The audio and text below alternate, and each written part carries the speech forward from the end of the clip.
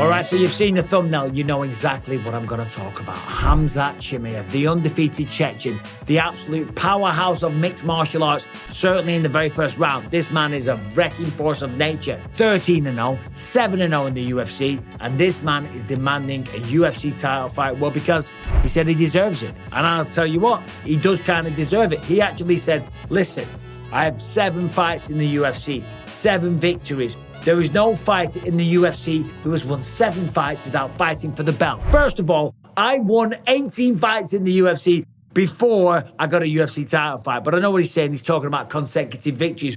Sadly for him also, Khamzat Chimaev and Ian Machado. Gary, they've also had 7 wins in the UFC and received no title fights. But none of them are the star that Khamzat Chimaev is. None of them has the aura of Khamzat Chimaev. And none of them have the absolute dominating powers that he does, certainly in the very first round. So I totally get it. I understand. The problem is he's been hard to get to the octagon. And that's actually what Dana White talked about just recently. He said, listen, lately it's been hard to get him to the octagon. Every time that he gets close to fighting, he falls really sick.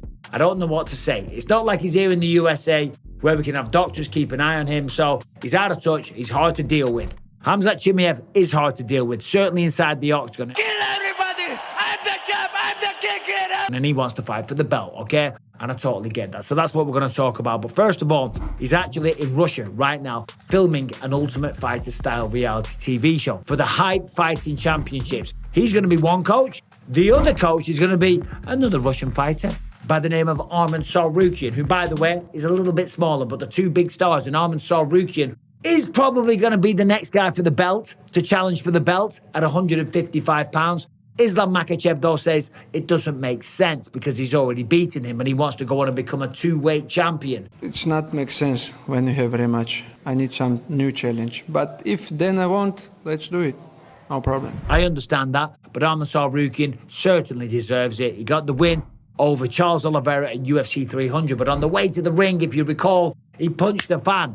This man's out of his mind. He punched a fan as he was walking in, so he's currently suspended. And whilst he's filming this reality TV show with Khamzat Chimaev, he wants to enlist the help of Khamzat because he's kind of like Islam Makhachev in a certain kind of way. They got a similar kind of build, but Khamzat's bigger. They got a very similar wrestling style. And certainly, listen, Khamzat Chimaev, that man will push you in the wrestling room, okay? You're better than everybody, so just don't hurt people.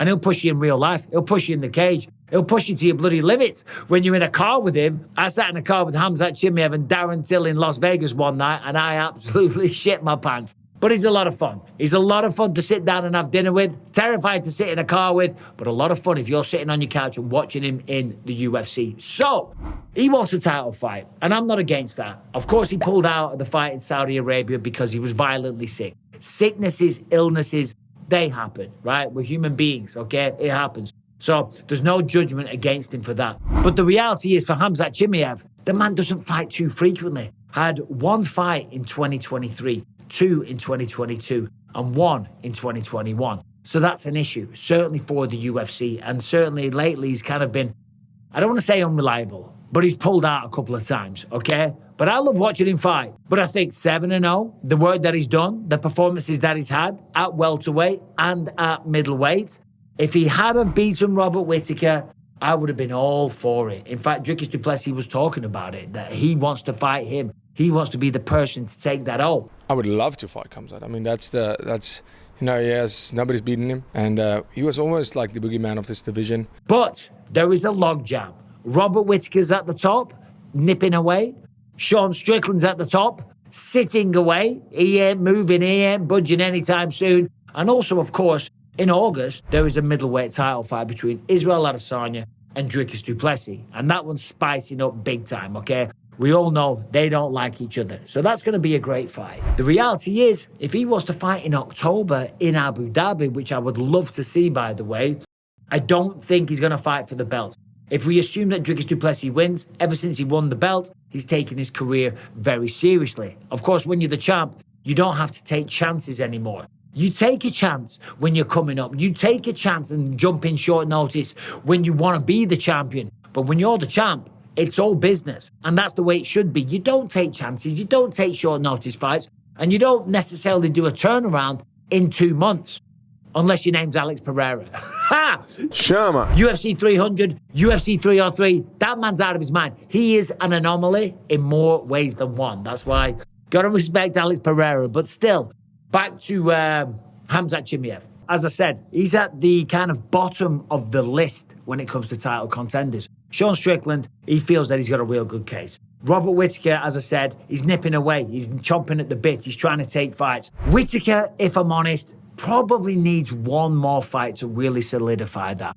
Israel Adesanya certainly has history with both of those people. If Israel Adesanya wins, the type of fighter that Israel Adesanya is, the only person to beat Alex Pereira inside the UFC, remember, he's going to want to fight Sean Strickland again. Without a question, without a shadow of a doubt. Remember, he lost to Alex Pereira in stunning fashion in round 5, turned it around straight away, came back and got the victory. That Israel Adesanya was not the Israel Adesanya that showed up for Sean Strickland. So he's going to want to avenge that loss. If Dricus du Plessis wins, okay, then he's going to have options. And I think he's going to want to fight Robert Whittaker if he fights one more time in the meantime. But regardless, I don't think anybody's fighting for the title in October, okay? The fight's going down in Perth, Australia in August. There's no way they're going to fight again, as I said before, in October. So now the question really becomes, who does Khamzat Chimaev fight? The man's going to fight, okay? And he's going to help Arman Tsarukyan. He's going to beat the shit out of Arman Tsarukyan. I would pay money to see that. He's just way too big. Hey, but Arman's good, and it will help him get ready for Islam Makhachev. You want the biggest, baddest training partners money can buy. But let's look at the middleweight division, right? Who should Khamzat fight? Well, if you ask me, I'm looking at the rankings here. There's one name that jumps off the page straight away. It is, of course, a rebooking. Robert the Reaper Whittaker.